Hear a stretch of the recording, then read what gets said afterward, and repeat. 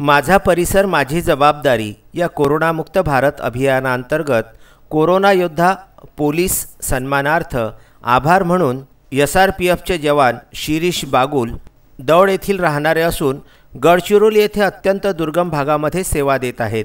त्यांनी पोलीस बांधवांच्या कार्याला सलाम म्हणून लिहिलेली कविता त्यांच्याच परवानगीने लहानग्या स्वराने शब्दबद्ध केलेली आहे आणि स्वराच्या आवाजामध्ये जनजागृतीच्या स्वरूपामध्ये ही कविता ती समाज जनजागृतीच्या अभिप्रेताने मांडित आहे। पोलीस दादांच्या या सेवेला सलाम व सन्मान म्हणून तिने संपूर्ण महाराष्ट्रामध्ये हा व्हिडिओ बनवून जनजागृती आणि सोबतच छोटी स्वरा विनंती करीत आहेत।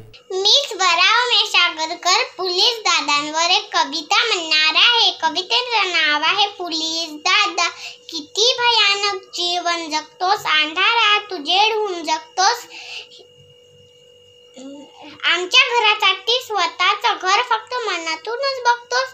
दादा तू आभाळापेक्षाही विशाल आहेस, सागरापेक्षाही सखोल आहेस। ठाव तुझा कोणा लागणारच कसा, तूच एकमेव सांभाळणारा तोल आहेस। ही महामारी बेजार दुनिया सारी, उभा एकटाच तू लढण्यावरती धारी। कवच तुला नाही दुसरे काही, तूच या युद्धातला खरा धनुर्धारी। तुझी धडपड आणि तडफड आम्हा कळली नाही रे कधी। तू कोरोना संक्रमित झाल्यावर कळले, तू एक माणूसच आहे आधी। तू पुन्हा परतून आमच्या स्वागताला तुझ्या अधीर झालो। ही लढाई नाही तुझ्या एकट्याची, आम्ही तुझी एक जंजीर झालो, आम्ही तुझी एक जंजीर झालो। जय हिंद, जय महाराष्ट्र।